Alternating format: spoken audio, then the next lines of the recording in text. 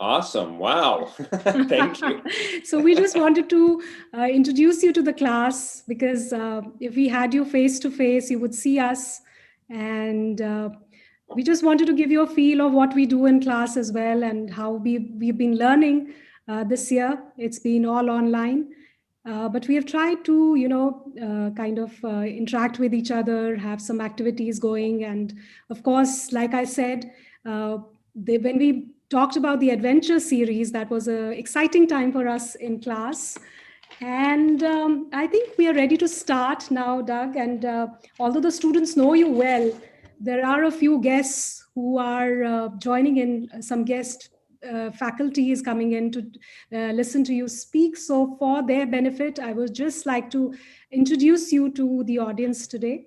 So Doug Okay. Dietz is the innovator, designer, uh, with several decades, I would say, of experience in designing, particularly in the healthcare domain. You've worked mostly in GE healthcare throughout your professional life, and you have led and conceived so many innovative projects. But for me personally, when I included your example in my book, and when I talk about you in class, for me, the most important thing is that you are a champion of something very special, which is empathy, something that we all possess, but we don't realize the power of it. So you are a person who has harnessed that power, you have nurtured it, you have used it so well. And that is what we want to hear about when we hear you talk about your work today. So, welcome formally to our classroom, Doug. Thank you so much for joining all the way from Wisconsin. It's early morning for you, and these kids will be ready to go to bed after the session Yeah. is over. But I have we a are big so coffee happy. mug. Yeah, great. So I won't take any more time. I would request you to start your presentation because we are all waiting for you to hear you today. Awesome. Well, I will share my screen in just a minute, but it's my Sure. pleasure to be here with you guys. And yeah, it's early morning, so I'm waking up. And I know that you had seen the adventure series, a little bit of the story of adventure series, which was an awesome project. But I thought I'd bring a different project to show you today. So hopefully this will be something new. And then I also thought what would be really powerful is to bounce through the project example and telling a story using design thinking so you can see the different phases and areas of design thinking that we used for this. And it's another healthcare example, and it's also another example with children, but you'll see here in a minute, it's really, really small children. So let me share my screen. Hopefully it'll work. Let's give it a shot.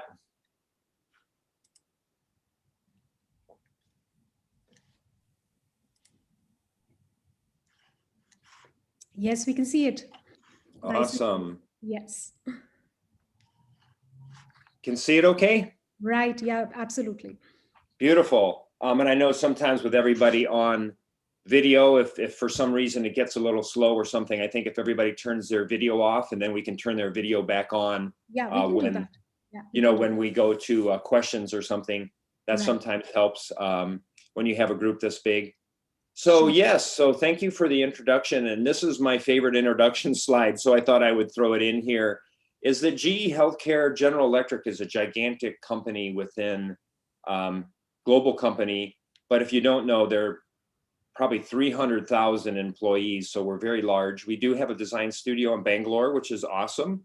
But as you can imagine, with a big company, there's a lot of rigor and there's a lot of things that just go with a big company, a lot of processes. So that's the hairball. So the story that I'm going to share with you guys today is a little bit the orbiting the giant hairball. So that's me, the astronaut, and I'm going to share a story that's not in the bowels of GE Healthcare. It's going to show you kind of the empathy and also using design thinking. So it's a little bit of a project that came out of some really powerful empathy. And if you're looking for a really good book, I was inspired by this Gordon McKenzie book of Orbiting the Giant Hairball, A Corporate's Fool's Guide to Surviving with Grace. And then he was a designer at the Hallmark Company, and they make the Hallmark, they're like greeting cards, like Christmas cards, birthday cards, and just beautiful sense of how innovation can work within a company. So oh, let's see, I got to go forward here. There we go. So yeah, so I work at GE Healthcare, and I'm a member of the global design team. And our global design team, we have studios here in Wisconsin as our headquarters. We have them outside of Paris and Bangalore, and then also in Shanghai in China. And then Menlo, that little kind of orange Menlo script there, is our design thinking practice that I'm part of.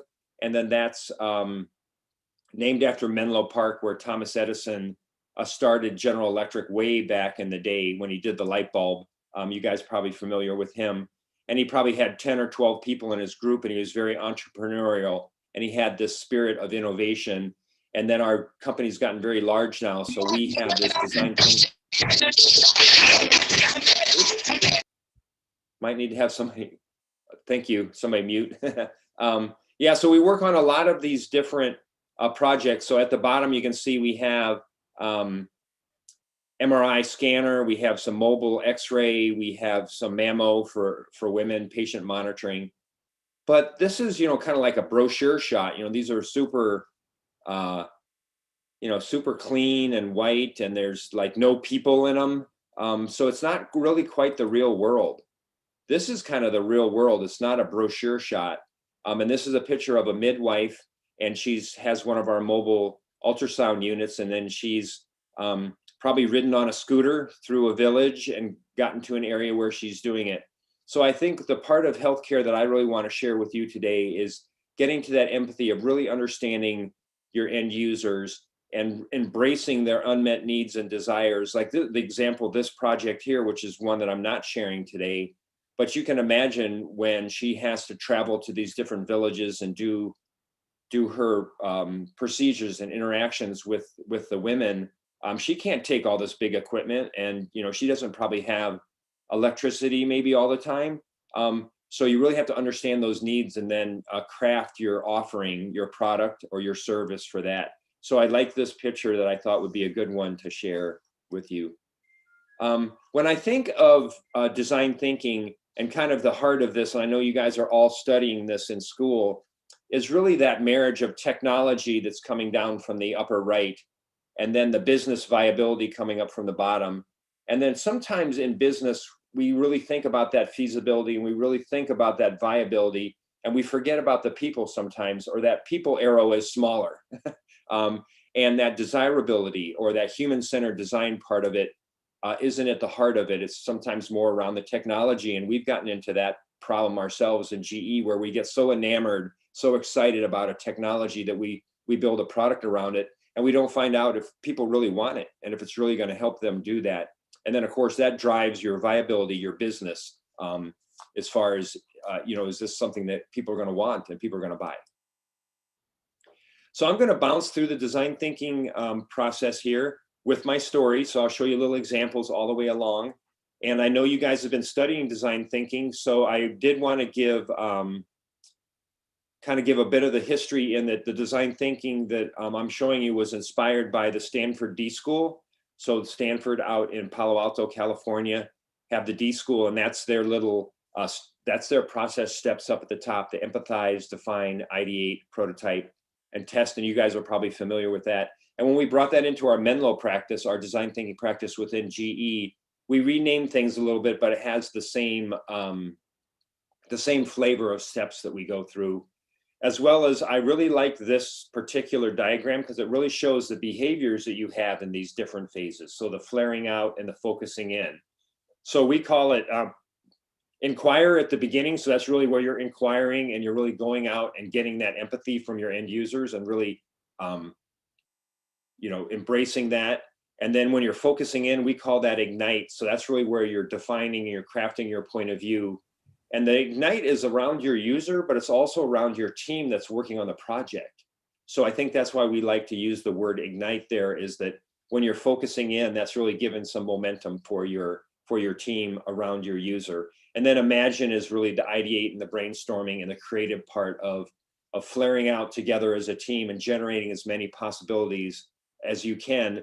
And then in this generation phase, you're going to be doing your selection and doing your evaluation later. You're not doing it at the same time.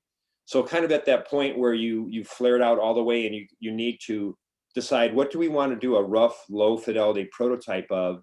What do we need to invent that we can put in front of a user to test?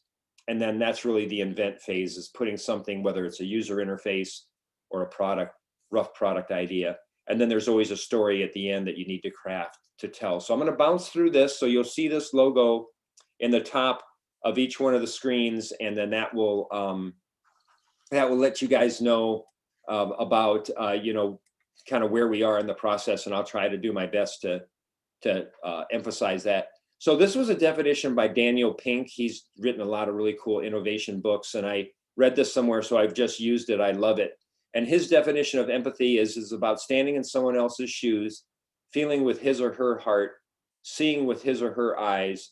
Not only is empathy hard to outsource and automate, but it makes the world a better place. And I just love that, you know, that vision of walking in someone else's shoes. And I think the humble nature of empathy is really that you've got to take your shoes off first if you're going to walk in somebody else's shoes. So this empathy part of design thinking is really about taking some of your preconceived ideas and some of your concepts and putting those on the back burner, putting those in the back of your mind, and going out with a child's mindset and really understanding the empathy that's out there, and asking a lot of why, you know, a lot of why questions, and let them answer those for you. So the project that I'm going to share with you guys today is a NICU story. And NICU, that stands for a neonatal intensive care unit. So these are the incubators, and these are the babies that are born really, really small. They fit in the palm of your hand. They're just tiny. And this is the, we have a product that goes into the NICU, a couple of products, but this is around the one that the baby goes in when they're born very, very early. Sometimes it's even 26 weeks. So they are, you'll see some of them, they're very, very tiny. So up in the upper left there, you can see we're in this first.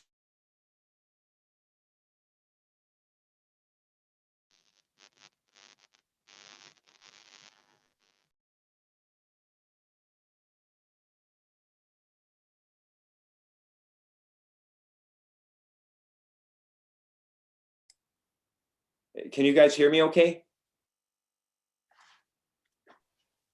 Can you hear me?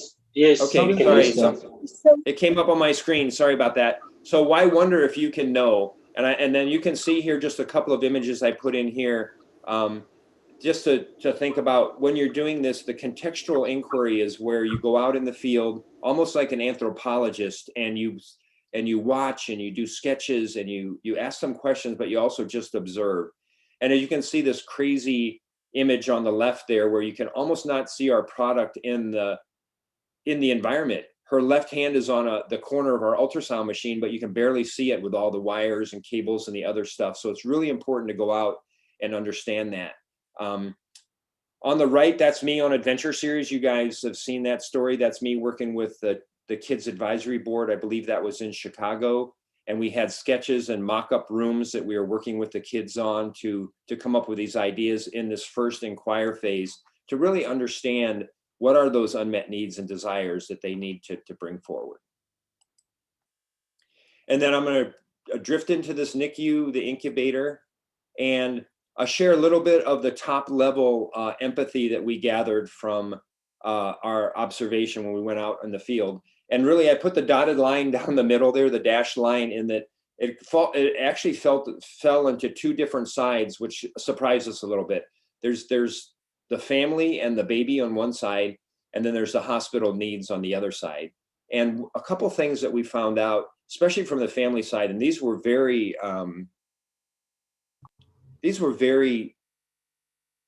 they weren't things that we went into, we didn't anticipate these things. We didn't expect these things at all. So when these things came up, they were kind of like news to us. And the first one was that this is the baby's first home, this little incubator. So they put on the cards from grandma and grandpa that have sent.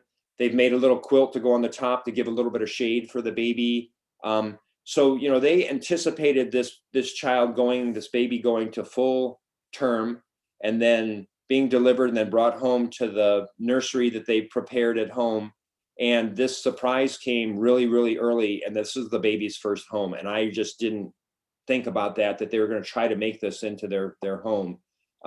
Also, the need for connection was something from the parents. You can see that big, clear, it's like a box with some hands that you can, rounds, areas where your hands can go in. And it's just really hard to make that connection with the baby.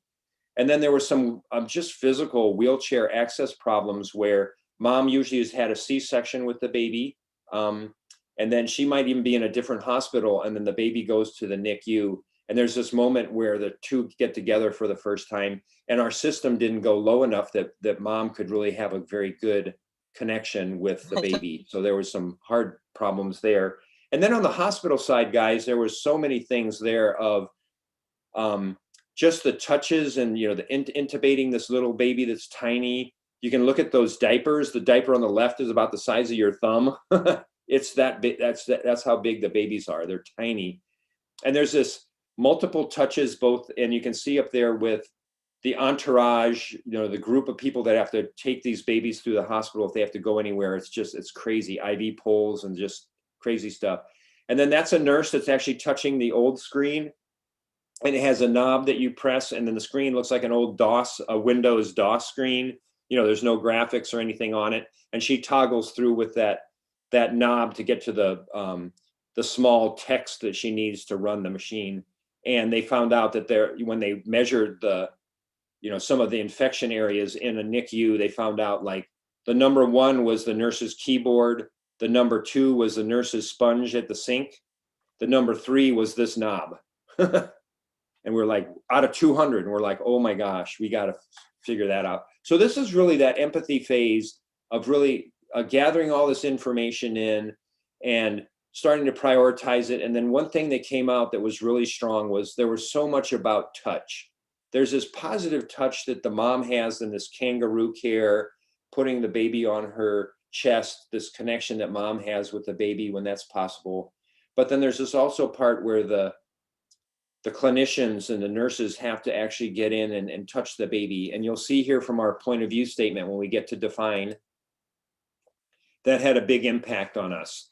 I'm going to move the screen where you guys are so I can see my screen. Okay, got it.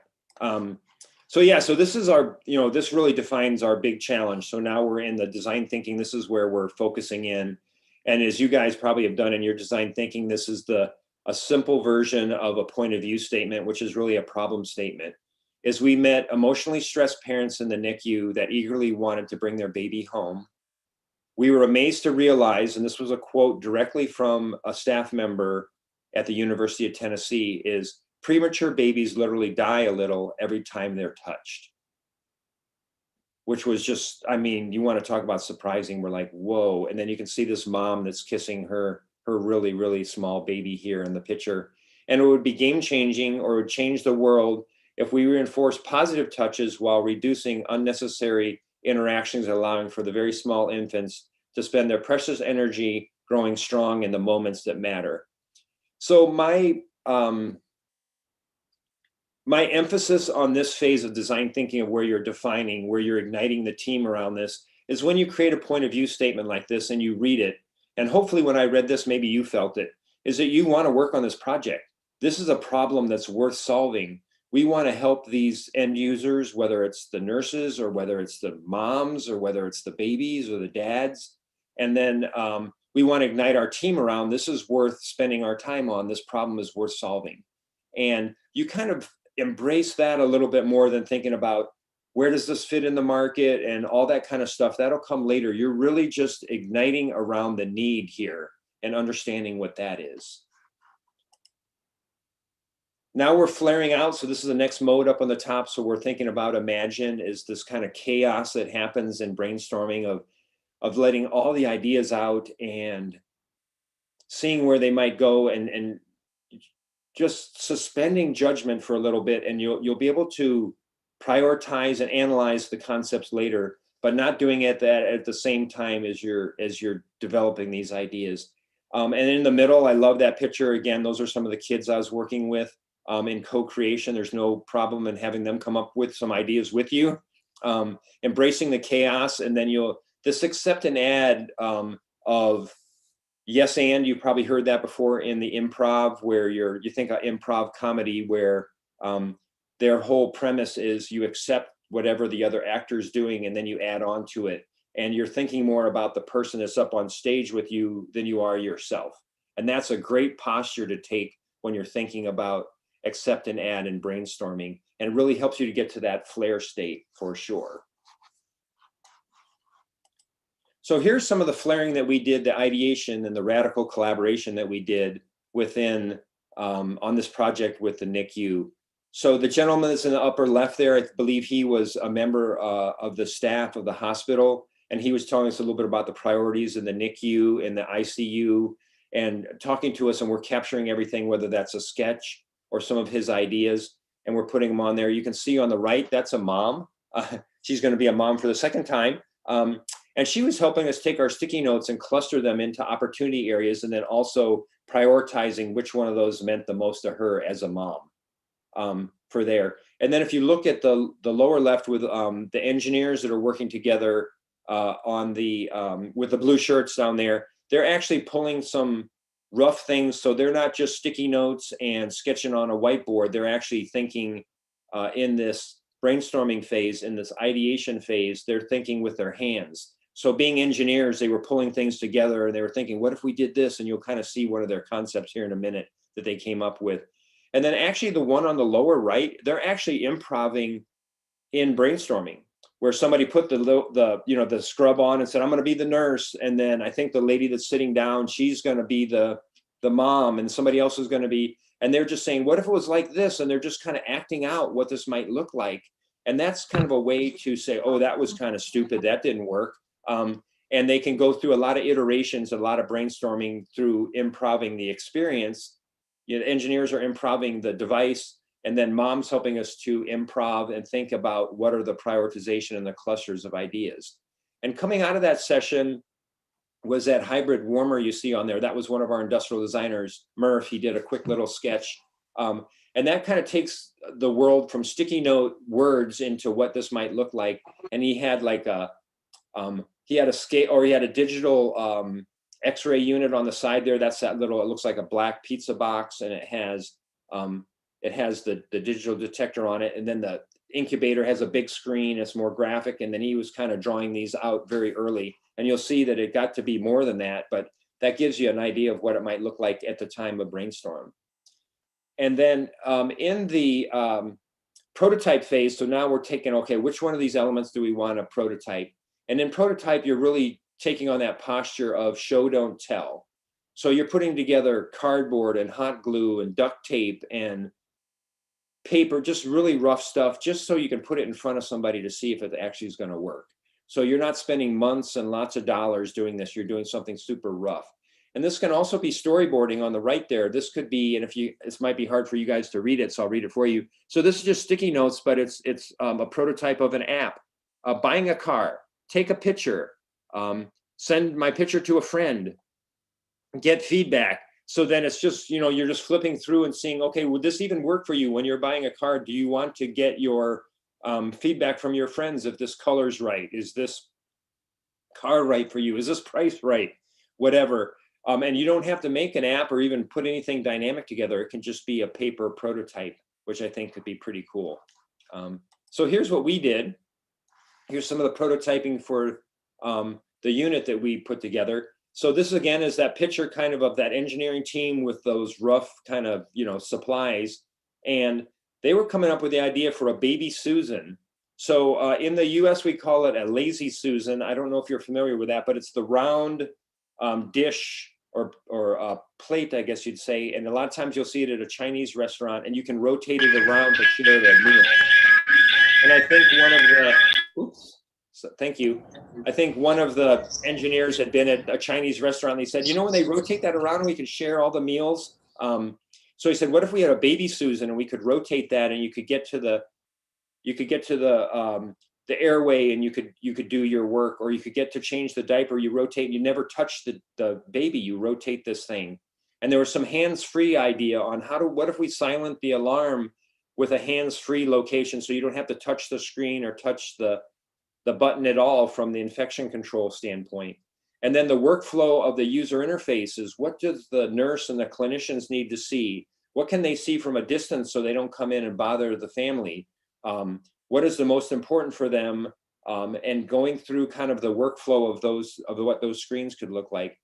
And then on the right, this was a really creative idea that one of the teams came up with, was what if we had this shuttle that was almost like a little forklift that could dock to the back of this baby warmer, and it could have the oxygen, those are those big paper tubes, and it has a battery, that's the white cardboard box, and it has, okay, we could have these airways and these different things on there, and this is where the plugs would be, those are those little red knobs. And you can see this is a very rough prototype of what this shuttle could potentially be. And then this kind of takes you right into the story. So I'll show you a little bit of the conclusion. So on the left there, you see this is kind of we called it the Giraffe because it has that very long warmer that lifts up, and it has the heating element on the top, and it looks like it has a long neck like a giraffe. And on the left there, you can see a couple things. One is, instead of having the digital detector in another part of the room, what if we actually integrated that in the system? So you slide it in like a drawer underneath the baby, then you can bring in the mobile x-ray and you can take an image of the baby and never even touch the baby. What the baby Susan, you can see there in the middle at the bottom, is that you can rotate that to get to the baby without touching the baby at all. And what that allowed us to do was to get those negative touches down 58%. So more than half of the time that you have to touch the baby, because remember, when you touch the baby, it literally dies a little, and we can get that down to 58%. And then that's a close-up of the user interface that you see there. So you can see some of the elements that are really important for the nurses to see from a distance are the 36.5 or the 34.2. And it might be hard for you guys to read, so I can read it for you, but all of the interfaces in the kind of the first person from the baby. So it says, my temperature is, this, so it's everything is from the baby's point of view. And then you can see the giraffe there, that in this night mode, when it gets dark in the room, they curl up and fall asleep on the screen, which is really neat. Now, so there's still those screens that you can hit and get up and get to some of the information behind. And then what we found too is the parents take a picture of this screen and they send it almost like a postcard, just digitally to the people that can't make it to the hospital. Maybe it's grandma and grandpa that live out of state. They can send them that. And then that green little dot at the top, that's what you wave your hand in front of, and it silences the alarm if the alarm goes off, so you don't have to touch anything. And the screen is a touch screen, so it's super easy to clean to help with the infection control. And then on the very right, that's pretty cool. That's the actual shuttle. So the nurse that's with the blue, or the light blue shirt on, she's holding that shuttle that actually docks to the back of the warmer, and it works on multiple different warmers, and it has the oxygen and the power and everything that you need. So if you're going to surgery or you're going to radiology or anywhere in the hospital, it's just like you're plugged in to the wall in the NICU. And then you can have one or two people that can take that through the hall. You don't need all of that, the entourage of people that go through, which is pretty neat. And then this is the actual wall when you walk into this, where all the engineers and the marketing people sit. And I love how they took this image and they put it on the wall. So if I was standing in there, I'd be a little bit below the GE logo. So this is a big, like 8-foot high wall. And they put their mantra, they put their mission up on the wall so they see it every day when they walk into the room. And that is, we're helping to send moms and babies home healthy. And I just love that. And then this is really exciting, I will share with you, is with this product, they doubled their revenue and their market share went from 30 to 86%. And what they did as a team, which I thought was very interesting, is they went back through and looked at all of the features that came from the design thinking workshop and related those to how this revenue doubled. And they found out that almost all of the features that made this such a successful product in the marketplace were driven from that direct human-centered design process of working with the end users to understand the configuration of this unit before they did it. So that is just such a cool outcome even though we were really just trying to send moms and babies home healthy, it just ended up being, when we did that, it was very successful for the company as well. And I think I'm going to try something here if I can. This is really cool. Let me see if I can do this, guys. I want to share a really short video, so that I'm going to stop sharing for a moment, and then I'm going to go to share again, but I'm going to try to share a little video. Hopefully it'll play. I'll set it up here because this was really, it was humbling but exciting for me. So General Electric is a company, they sponsor the Winter Olympics as part of just what they do. And they were looking through all of GE companies. So this is GE Aviation, this is GE Capital, GE Healthcare, all the different GE divisions for a commercial that they wanted to play during the Olympics. And they chose this giraffe project for the commercial. So it's like a 30-second commercial, but I want you to see what they put together for this commercial for the Olympics. So hopefully it'll play. I will share my screen. I will use my computer side, optimize for, let's see if it plays. Can you see the video? Yeah. Yes, sir. Okay, here we go. Hopefully it'll play. Doesn't care that we developed an algorithm that helps stabilize babies' temperatures, or that we designed an advanced incubator with minimal noise. What matters to her is that her daughter was born 5 weeks early, but she'll be coming home tomorrow.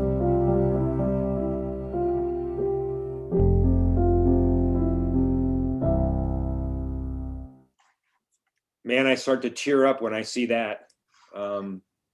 So awesome. I think that is probably perfect for timing. So I think from here, I'll stop sharing. And if we want to do some questions, maybe I'll let you guys handle that. Let me just get you in a view where I can see everybody. Yeah, so we can all turn on our cameras as well if somebody wants to directly ask a question. But that was amazing, Doug. I mean, it was really good. We talked about your adventure series, but this project is amazing as well. And like you said, you know, that commercial in the end, it really touches your heart, because you have to remember that everything we do in the end, we are doing it for people, and we should never forget that. We actually had a few questions posted on a discussion board, which we had on our classroom. So I can start with a few of them while the audiences can think of more questions that they want to ask you directly. So the first question is from our student from Afghanistan, Hasiba, had asked about the adventure series. And she said, it was very nice that you got this idea, which was so wonderful. So she's talking about the MRI to reduce the anxiety of the children. But she says that an idea needs a team to execute. So how did you put up a team to fulfill this idea? And was the team as empathetic as you? How does it, you know, because we say that creativity is not really creativity till the idea takes shape. So how did you make the idea come, take shape and become a reality? What was the team like? Oh, what a great question. And I'll just be straight up honest with you guys. It was pretty tough. This was something that was very not like, we're about technology. Everything's white and clean in the hospital. And what are you doing? So actually I had a lot of problems with actually getting it into a modality like MR or CT or one of those modalities to pick it up as part of their business. I couldn't get them to do it. They just didn't get it. They said the pediatric market's too small, Doug.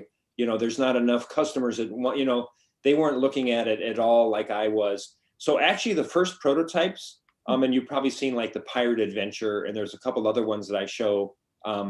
Those were actually done with a hospital as a pilot, as a prototype.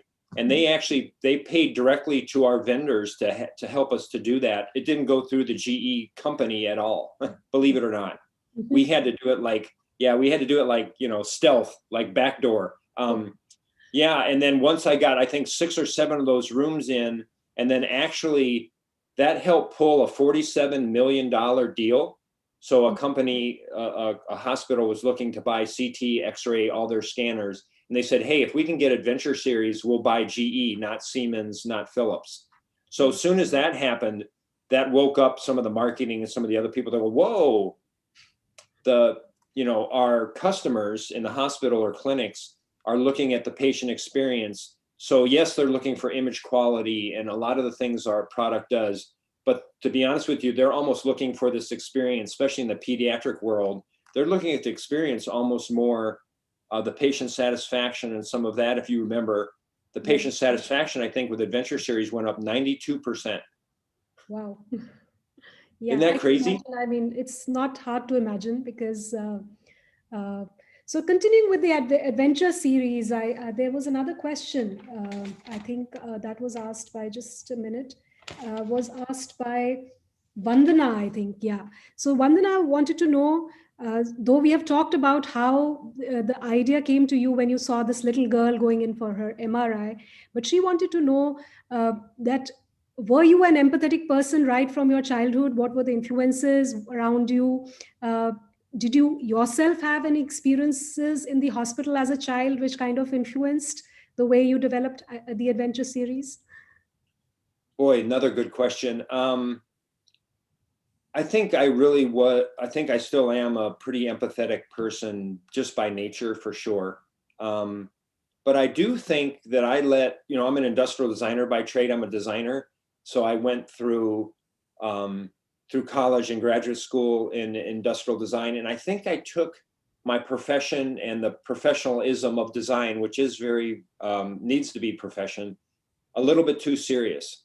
And I thought about the styling and I thought about, the aesthetics and, maybe winning design awards. I was a little bit, I wasn't as humble as I needed to be, but I think that empathy was inside me. And I think that woke it up when I went in, and I was very proud of my new design. And then I thought, when I took 2 steps back and looked at the whole experience, it was terrible. And that was my design. And it was terrible because I was so myopically looking at the end thing. So I think that woke up the empathy within me, for sure. And as a child, I didn't have any experience in the hospital, but I have 3 children, and some of them have had situations where I was exposed to healthcare is not a friendly place. Going to the dentist with your child is not a friendly place. There's lots of experiences where children are put into an environment and they're not ready to be an adult, and they're not ready and emotionally or physically ready to go what's happening. And, the industry and the people in the industry, whether it's healthcare, are just like, no, that's just the way it is. You just got to put up with it, and that's exactly what happened with that parent, with the mom and the dad telling their child to be just, we talked about this, you can be strong. No, they can't. They're too little. And that's our responsibility to respect that end user and create something that can be so much different for them. And incremental change, especially in healthcare, is not good enough. We need big change to make it better, and big innovations. And I think Adventure Series was a pretty big one for me. Absolutely. And you were talking about, when you were young and you were studying design and your focus was on winning awards. And you've also had so many patents to your name. Saurav, I think, yeah, Saurav asks, do you remember when did you get your first design patent and how did it feel? Oh my gosh. This is going to show my age, so sorry. My first, and I can show up a demo. So my first patent was, on the keyboards, how skinny they are today? Yeah. Well, back in the day, this was when I was just right out of school. So I was working at Texas Instruments, and we had these big chubby keyboards, and they weren't ergonomic at all. So my first patent was for a low profile, low keyboard. And then when you lifted it up, it had little feet that flipped up. And then so the patent was on the low profile keyboard. And I felt great. And I felt great for the team, not just for me, but the engineers that I worked with, and just some of the design researchers and ergonomic researchers that helped me with that project. I felt so proud of the team. And I was not the only. In fact, I think almost all of my patents, I'm not the only one on the patent. And I think that's a great thing to be. and a posture for your students and your faculty that way is to really think about what you're doing and bring in and be humble enough to bring in some other experts and figure it out together, and then put everybody on the patent. I know I've got an example where we did a workshop. You saw me working with the kids while I was working with we were working with the ultrasound stenographers, and we brought them in and we were doing some really low fidelity prototyping, and they came up with some great ideas for the ultrasound probe and some of the ideas with the workshop. And we brought in a legal team at the end to kind of look at our really rough prototypes, and they said, you've got to patent that, and you've got to patent that, and you've got to patent that. And whose idea is that? And we kind of looked around and go, ours. Mm-hmm. So our customer's name are on our patent along with us.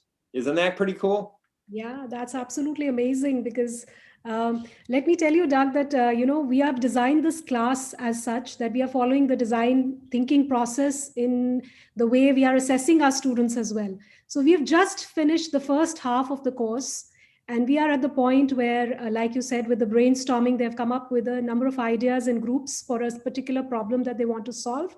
And going forward, they are going to now choose one idea and try and take it to, that's our aim, to a prototype. And we are also going to see if it is patent worthy. The university is going to help them file for patents if they come up with the idea. So that's the desirable outcome of the course that I'm aiming at. And if we even get one patent out, I would be very, very happy. So I hope the students are listening and they are getting inspired by what they're listening to today when you're talking.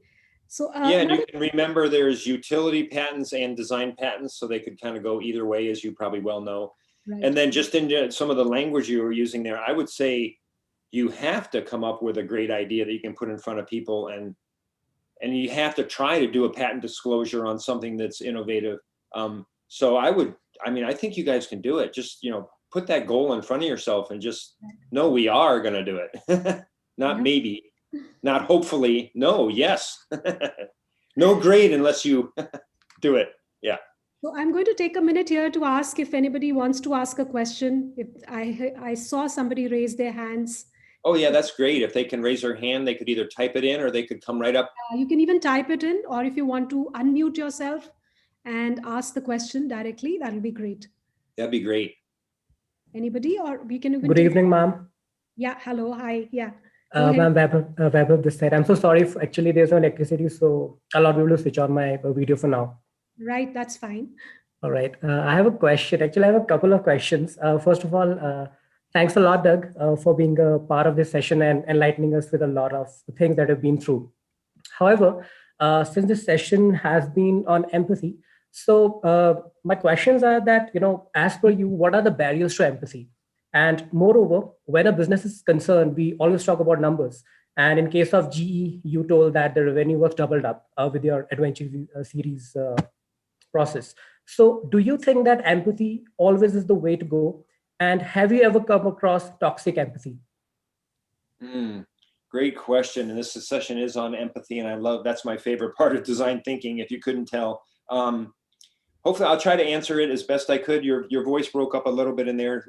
You can always ask me a second question, but I really think it all starts with empathy. I think if you don't really go out and some of the values you need when you go out is you need to certainly be humble and just go out and just be a great listener. A great active listener is pull all that information in and take it down.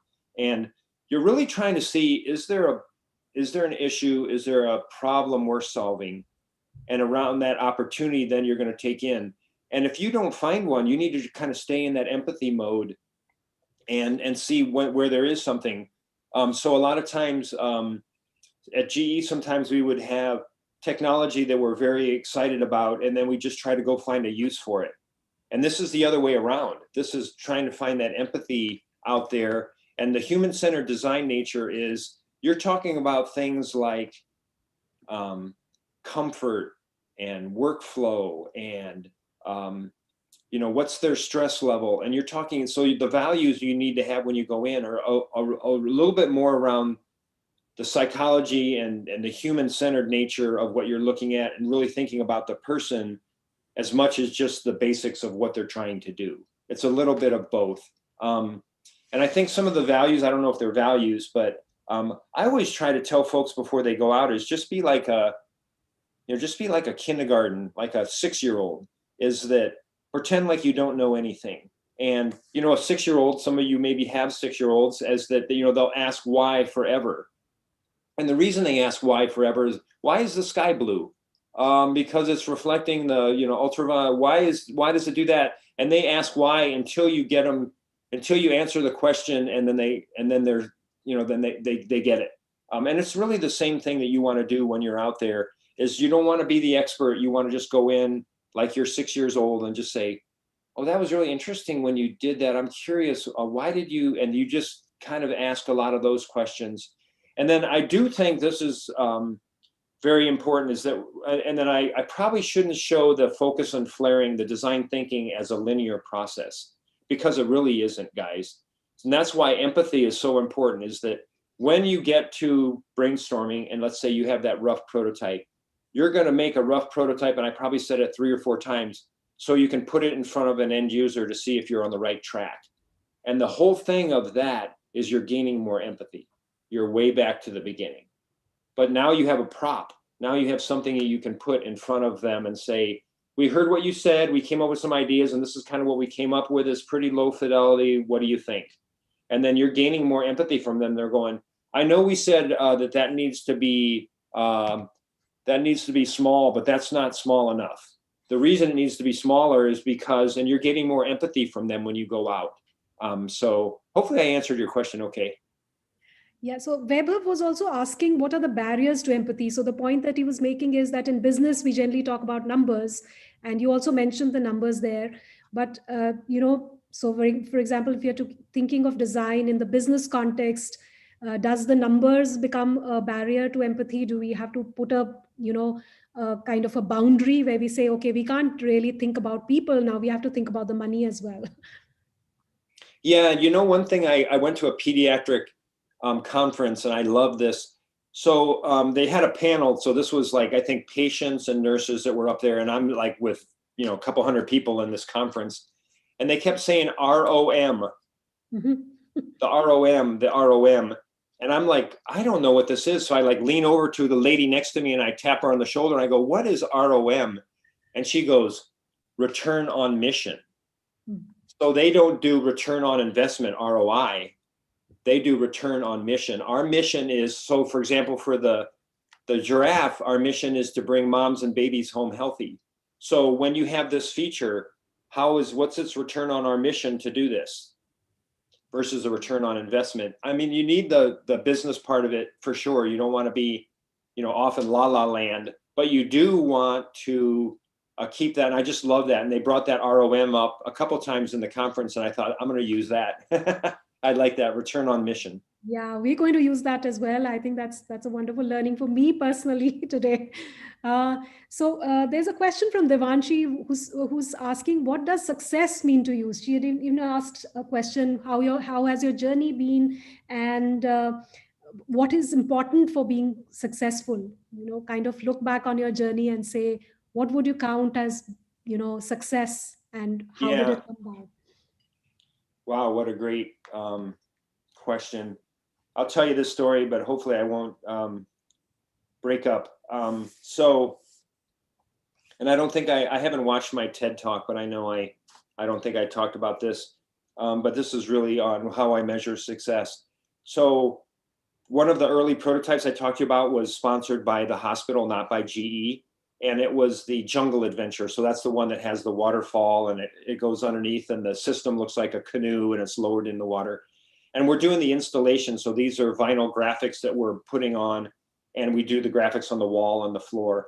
And we're about halfway through the installation. So half the room is up, and the director of radiology comes in and she wants to talk to me. And I'm thinking, oh my, I'm really nervous. I'm like, she thinks this isn't professional. She wants us to take it off her brand new equipment, and she comes up and she just gives me this really big hug. And then she whispers in my ear, you don't know what you've done for my kids. So she looks in the radiology department as all those young patients coming in are hers. And this is embracing that. So that's how that was my director of pediatric radiology for this big hospital that made the decision to buy $47 million of equipment from GE, but she was thinking about those kids, and then she just gave me that big hug. That's how I measure success. What are the smiles? What are the hugs? What are those things? It's not necessarily the dollar part. And I like to think about it this way, especially at GE, and if you, whatever company you work in, there's a lot of people with Excel spreadsheets that are looking at dollars and numbers and market share and all that stuff. I want to be the person that's looking at the human-centered part of it. And that's how I measure success for me, is that part of it. What is that conversation in the car ride home for that family that just went through a pirate adventure? They're giggling, that's laugh, you know, can I come back tomorrow? That's how I measure it, more about their experience with it versus did insurance pay? Absolutely. Great question. Yeah, that's so wonderful. I think this is so valuable for the students who are listening in today. And there's a lot of questions coming in on empathy. And you also mentioned, because you took up the definition by Daniel Pink, and he's the one who has advocated saying, you know, whole brain thinking, saying we focus too much on the left side of our brain. And empathy is a thing that comes from the right side. So do you think that the world in general is skewed towards the left, or biased towards the left-hand side, left brain, where we are so, you know, concerned with numbers? We talk about students, they are concerned with their grades and how many their GPAs, etc. So the question is, one, is the world skewed or biased towards the left brain when it comes to measuring success? And secondly, can we learn empathy? Can empathy be taught, or, you know, at least nurtured? Great. Gosh, you guys have great questions. Let me hit the first one, and then you can hit the second question if I forget it. So the first one, I do think that is very biased toward left brain. And let me just tell you a little bit, like, for example, here even in the US, when they start looking at schooling and they start, you know, they have trouble with the budget, all of the things that are almost like the right brain creative parts go out. Okay, we're not going to have music anymore. We're not going to have art anymore. We're not going to have plays anymore, acting. And, you know, you have students that might have, and people that might have, you know, they're more on that creative side, and then that's taking a little bit, and then they're taking their math and their, you know, just the basics, which are important to do. So I think that's a little bit dangerous, because the right side of your brain, guys, there are a couple things in there that I think about when I think about creativity. Number one is the right side of your brain is the gestalt. So it's looking at all the different parts and how they go together in problem solving. How are you going to do good innovation without that? That's the right side of your brain. You got to wake that up. And you got things like rhythm. So when you listen, a lot of times when you play music, when you're trying to come up with an idea or something, it comes to you because it's woken up that right side of your brain. Colors, all those different things are things that are very important on the right side of your brain to do. And that complements the left side. And I think your second part is, can you be trained or empathy? I think some people are more natural empathetic than others. Mm-hmm. However, I didn't mention this because it's kind of tough to talk about, but I don't know if you remember in that shot I kept saying the engineers with the blue shirts, and they had little pink name tags on.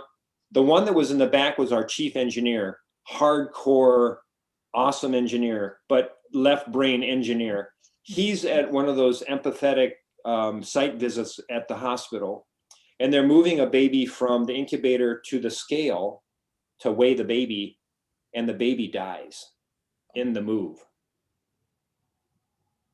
Not an empathetic guy when he went in. I can tell you he's an empathetic guy when he came out, seeing a young baby and a family going through that. And then actually he pushed for the integration of the scale in the unit. So you've got the rotation of the baby Susan, you've got the integrated digital thing, and you've got the scale in there for the baby, so you don't have to move the baby.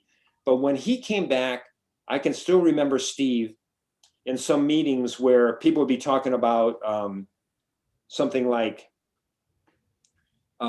battery size, heat, something very engineering, and he goes, time out, guys, remember and he would bring the empathy back into the picture in the middle of an engineering meeting because he was there. So my advice there is to immerse people in that empathetic environment. And I think everybody's going to naturally pick up some of that. Some people are going to pick it up more than others. Like there's a lot of people, I like to say, you have some people that are like naturally curious and almost like, they're really like a anthropologist. They go out in the woods and they're looking and listening and observing, and they're just awesome at that and they love it. So there's some people like that. They're going to be your design researchers, are going to be good. But I think if you could see, we brought the marketing team, the engineering team, we brought everybody in to gain the empathy firsthand, because like Daniel Pink said, you can't automate it. You can't even take a video of it and show it to somebody and they can't get that. Like if I showed you a video now of a little baby being moved and I said, I'm sorry that baby passed, you'd say, oh, okay, that's sad. But if you were there and you saw the family crying and you saw the impact of what that meant, you would not forget that. Right. Great question. Yeah, and a great answer. I mean, it's wonderful to understand, that you really have to feel it. That is what stepping into somebody else's shoes really means. First, take yours off. So somebody is asking, this is Harsh, I think, who's asking, new innovations means obstacles also on the way, and how have you overcome obstacles? If you can share an experience. Yeah, you're going to have a. Yeah, go ahead. Can I, sorry to interrupt you, but I have a question, please. Sure, go ahead. This is Ashutosh Sharma. I'm in first semester. Right. Okay, so I wanted to know, how does empathy adds up to creativity? Okay. Great. So can you please? Yeah. So how does empathy inspire creativity? Was that the right question? Yes. Okay. Thank you. Boy, I think it does, just because I think creativity and creative confidence is really looking at a problem from a bunch of different vectors, from a bunch of different directions. And a lot of times we look at it from the engineering or the marketing perspective, and bringing the empathy, the human-centered design perspective in is going to open up so many more opportunities for you. And then if you think of creativity, and you guys have probably seen the kind of the ramp that goes up, and then you talk about those ends of the curve that are the when you look at your users, and they're the extremes. And some of those extremes can really give you some really awesome insight into what the rest of the people. And I think to get to those extremes, you need to do that empathy and go out and do that that first part of design thinking. And I think of companies like Uber. Are you guys familiar with Airbnb? Do you know that, where you can get a room? So the Airbnb, do you know what the air stands for? It stands for air in an air mattress. So the whole idea, looking at the extremes, were college students that wanted to go to a conference, and they could not afford a hotel room to go to the conference. So they wanted to get an air mattress that they would just stay in somebody's living room for cheap. Right. That's the end user that came from Airbnb. And then they start saying, oh my gosh, it's not just college students, it's other people, it's people that want to, and you can see that it's a huge thing. And I think Uber was the same way, or Lyft, or I think in India, you guys have a difference, but it's the car service. Is that, again, that was one where that came from looking at the users, and actually some of that was from business travelers that hated to get into a stinky cab. They hated trying to figure out the tip. They hated trying to, getting their wallet out, all of that stuff. And it came up into the Uber. And then you can see everybody, now is starting to get comfortable with that. But that's looking at the extremes. So I think getting that empathy and really understanding what that is can really open up the creativity on a lot of different vectors, even whole businesses. Right. So is there anybody else who wants to ask a question? Otherwise, we can go to Harsh's question. So he was asking about obstacles, and if you can tell us an instance where you overcame some obstacle. Oh my gosh. There's, if you're working on anything meaningful, there's going to be obstacles for sure. I mean, basically there's obstacles in everything you do, and you can look at them as obstacles, or you can look at them as opportunities to overcome. And I think when you create the empathy around your end users, and it's not just you wanting to do it, you've got this power of all these families, all the, you know, you're going to get over some of those obstacles a little bit easier.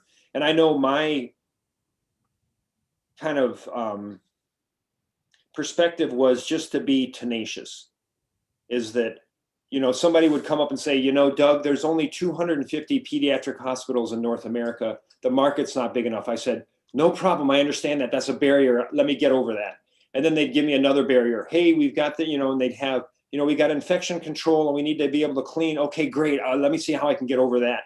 So it was almost like for a while there, you could tell they were just trying to stop the project. And after a while there, I'm like, what's the next barrier? What do you got? You know, what do you got? Because they, you know, I'm going to get over it. I'm going to get, what is it?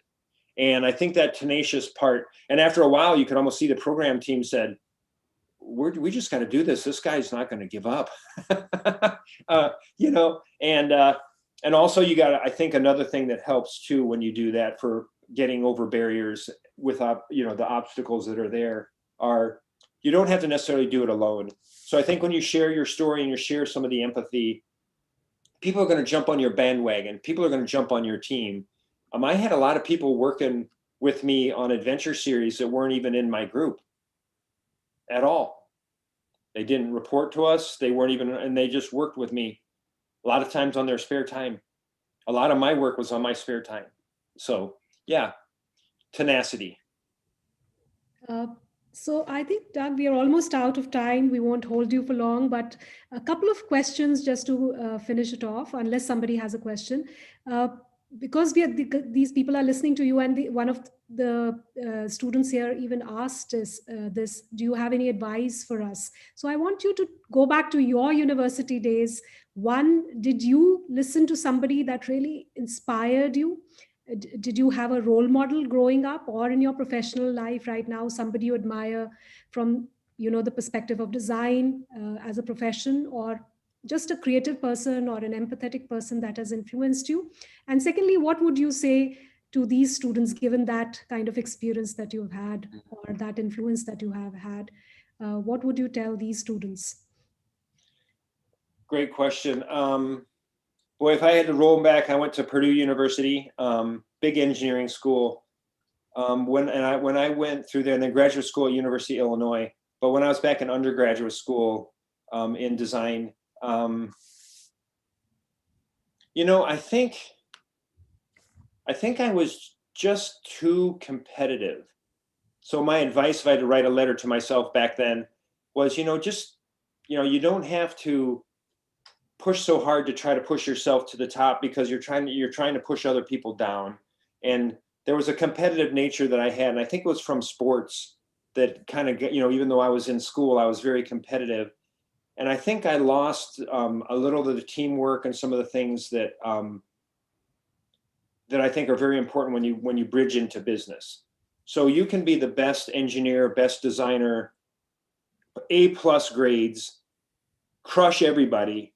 And when you get into the business, if you don't know how to work with people and be a good teammate, you're probably going to get fired. Even if your IQ is a gazillion and you're the super smartest person, best student that ever came out, if you can't work with a team and really get everybody to collectively be better, and that's something I think I could have worked on a lot better. That would be my advice to myself, is that don't be so competitive, be a little bit more, I guess, empathetic. Our school was a big school, but our design crew that went through was only like 20. So I could have been a lot better teammate, I think, for sure. And then Murph is our chief designer. He's the one that did the hairball sketch for me. He's definitely my mentor. He just retired from GE. Just a beautiful guy, and I just love his. You know, he's the one that coined the, you know, if you're not having fun, it's half your fault. And I love that. In that if you're not having fun, it is, you know, so you got to bring some of yourself. You got to do something. You can't wait for everything to happen to you. You can't, you know, because if you're waiting for somebody somewhere else to make these changes to make your life better, you're going to be waiting forever. It probably will never happen. You've got to make some of this stuff happen yourself. So you got to bring half of yourself to it. And I love that spirit that he had. And I worked with him for 30 years. And what a brilliant designer and a brilliant person. So he was, if you can find a mentor like that, just, grab onto them.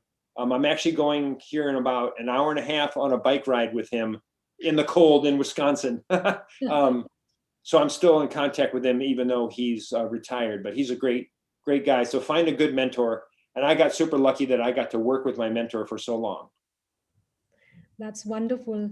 So just giving one more chance to anybody if they have a question that they really need to ask. Otherwise, we'll have to let Doug go because, like he said, he has a motorbike ride waiting for him in a bit. Though this is a bike, I got to pedal it. Oh, okay. Good So exercise.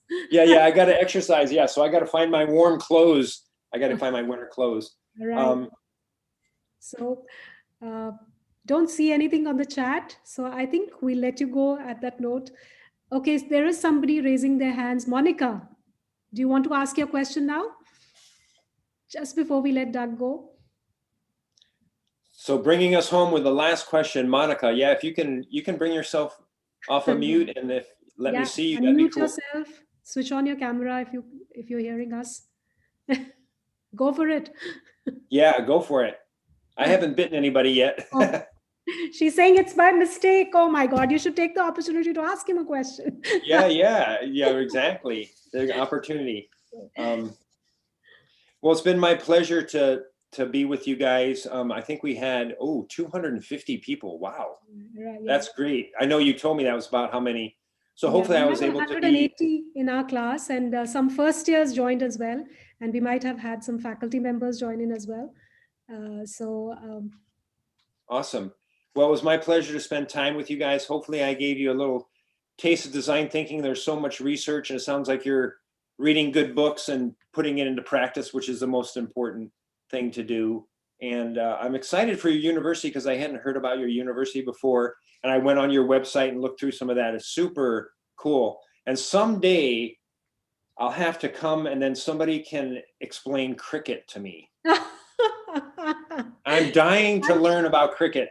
Yeah, we would love to. We actually have a small stadium named after one of the top cricketers of India, and he visited and inaugurated it. So we'll have you over and play a game with you, definitely. Oh my gosh, that would be so fun. I don't know anything about the sport other than it looks awesome. So I don't know, it looks really cool. And I know you guys take it very, very seriously. Yes, we do. Which is good. I understand. Yes. So thank you guys very much. I enjoyed spending time with you guys, and have a good evening. Thank you for staying up. I think it's really late for you guys, right? Yeah, but I think they were very happy to be here, and my heartfelt thanks, Doug, for doing this. And we'll keep in touch, and I'll let you know if some of the students file patents at the end of the course, and we'll let you know about the progress of how their projects go. Awesome. Thank you so much, guys. Thank you. Have a great evening. Bye-bye.